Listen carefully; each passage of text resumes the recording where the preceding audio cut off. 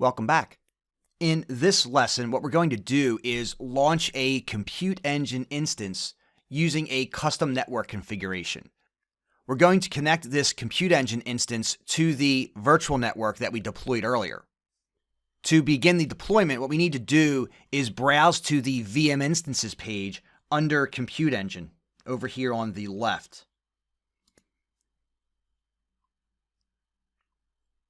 Now from here, what we want to do is click the Create button. I'll call my instance VM1. And you'll notice if I try to use capital letters here, it's going to tell me that the name must be lowercase, numbers, and hyphens. Now over here on the right side, I can see the monthly estimate for my VM instance as configured. And then in these two drop-downs, I can specify the region, which is the geographical location where the VM is going to run, and the zone, which is an isolated location within that region.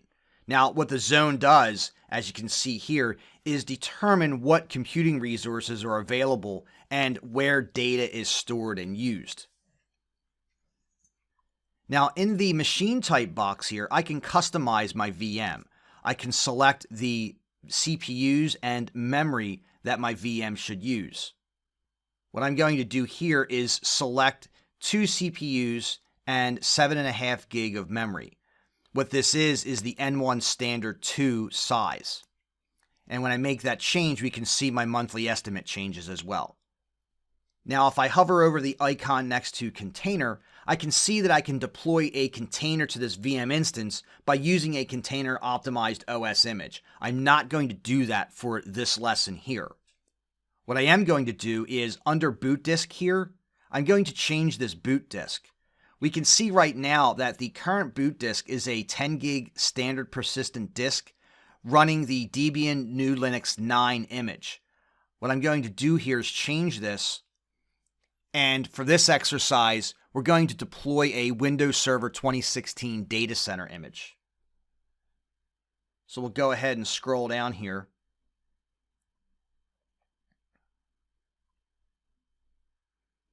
And we can see Windows Server 2016 Data Center. So we'll go ahead and select it here. And then down here, we can select the boot disk type and the size. If we select the drop down here, we can select a standard persistent disk or an SSD. I'll leave this standard persistent here, and 50 gig will suffice for this exercise. So we'll click select. Now, as we scroll down the page here, we have an option here for identity and API access.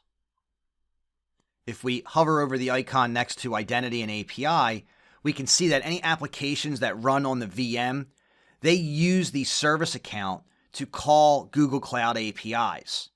Now, from here, we can select the service account that we want to use along with the level of API access that we want to allow. For this demonstration, we're going to leave this at its default setting. We don't need to do anything special here. In the firewall section, what we can do is add tags and rules to allow specific network traffic to and from the internet. What I'm going to do is allow HTTP traffic in case I want to do some kind of demonstration later on using this VM. Now, to customize the configuration of the VM regarding the network we're going to connect to, any additional NICs, any additional disks, etc., what we can do here is select the Management Security Disks Networking Sole Tenancy dropdown here. Now from here under Management, we can provide a description for our VM, any labels for our VM, and if we hover over the icon for labels, we can see that you use them to organize projects and to kind of group resources together. We're not going to do any labeling or description here. And then we can also specify deletion protection. What deletion protection does is ensure that a VM can't be deleted. You can see here if we check the box, nothing really changes. This is just something that happens on the underside or under the covers, so to speak. So we'll uncheck this box here. We can also specify metadata for our VM. And then under availability policy, we can specify preemptibility, on-host maintenance, and automatic restart. Now that being said, a preemptible VM, although it's going to be cheaper, will only last for 24 hours, and essentially it can be terminated if system demands need that. This option might be good for development environments or quick testing. And then, of course, the on-host maintenance and automatic restart options relate to infrastructure maintenance that's performed within the Google platform. I'm going to leave these options at their defaults, but if we select the drop-down, you can see we can either migrate VM instances or terminate them in the event that they need to go down for any kind of infrastructure maintenance. The automatic restart is either on or off. Essentially, automatic restart tells the compute engine to automatically restart any VM instances if they're terminated for non-user initiated reasons. Typically, this means maintenance events or hardware failures. We'll leave these options at their defaults and then switch over to security here. We can see here we have options for shielded VM. Now you can see here they're turned off here. They're not even enabled. Now if we hover over shielded VM here, we can see that these features include trusted UEFI firmware and also options for secure boot, TPM, and integrity monitoring. We can also specify SSH keys, which we're not going to do here. We'll do this at a later time in another lesson. And then under disks, we can specify deletion rules for the boot disk. Essentially, we can tell Google Cloud Platform to delete the boot disk when the instance is deleted. This is on by default, which makes sense. Typically, you don't want the boot disk to sit around if you've killed off the instance. And then we can also specify encryption options. We can allow Google to manage our keys. We can select customer managed keys, or we can select customer supplied keys. We can also configure additional disks here. If we have an existing disk we want to attach, we can attach it here, or we can add a new disk. So what I'll do here is I'll add a new disk here, and I'll just leave the naming set to its default disk 1. And then under the type here, we have a couple different options. We can use a local SSD scratch disk, a persistent SSD disk, or a standard persistent disk. If we hover over type here, we can see that what this tells us is that storage space is obviously less expensive for a standard persistent disk. SSD persistent disks are better for random IOPS or for streaming throughput with lower latencies. What we'll do is we'll leave this set to standard persistent disk, and then obviously for source type, we can either use an image or we can use a blank disk. We're going to use a blank disk here, and for mode, we'll leave the option at read-write. We're not going to make a read-only disk. Now, the deletion rule here is a little different than the boot disk. By default, the deletion rule here says to keep the disk when you delete the instance. What I want to do here is delete my disk if we delete the instance from my lab environment. Now, a good reason to leave this default of keep disk is that, for example, if you have a file server you've deployed, what you want to do is make sure that when you delete the instance, that you don't delete any data that may be critical. So if you have a separate disk that you've provisioned to store shares and whatnot, if you delete the instance, you may want to keep that data. So if you leave this when deleting instance deletion rule set to keep disk, you don't have to worry about losing that data if you delete the instance as part of a migration or whatever kind of maintenance you're going to do. And of course, here for size, we can specify the size of the disk. I'm going to change this to 10 gigabytes. And when I do that, it tells me that this may result in reduced performance because I've entered a volume of less than 200 gig. This is a lab environment and a demonstration, so I'm not really worried about performance here. And then as you can see here, we also have the encryption options that we were offered for our boot disk. We'll leave this at the default Google managed key. And then what we can do is click Done to provision the disk here. Now under networking, we can assign network tags, or we can set a custom host name for this instance. We'll leave the default here.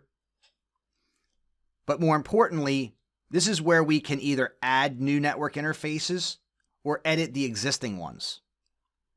So for example, the default network interface is called default with an address of 10.128.0.0. What I'm going to do is connect this to my test network, which is a 192 network. So I select the drop down here and then select the test network. And then we can see it's automatically assigned to the default subnet of that network. And then from here, I have an option to specify a primary internal IP address. An ephemeral IP address won't change when you restart the instance. However, deleting and recreating an instance will change its internal IP. Now, if we select the drop-down here, we have a couple different options. We have an ephemeral automatic, an ephemeral custom, or we can reserve static internal addresses. If we hover over the icon here, we can see that if we select the ephemeral automatic, what Google is going to do is assign an address from the subnetwork range, or if we select ephemeral custom, we can manually enter an address. Now, if we select the third option, which is a static internal IP address, what this will do is allow our instance to keep its IP even when it's deleted and recreated. So we'll go ahead and we'll reserve a static internal IP address. And then what we have to do when we do this is give the IP address a name. So what I'm going to do is call this private IP VM1. So that tells me it's a private IP for my VM1 virtual machine. We can see it's already associated with the default subnet. And then we can either assign it automatically or let me choose. So let's let me choose here. And what I'll do is I'll give it an address of 192.168.1.25. That falls within the range of my subnet. So we'll go ahead and we'll reserve that IP. Now for the external IP, what we can do is create an external IP address that's associated with my instance. What we can do is either use an ephemeral address or we can select none.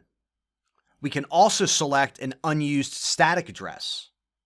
Now, if we select none, we're not going to have external internet access.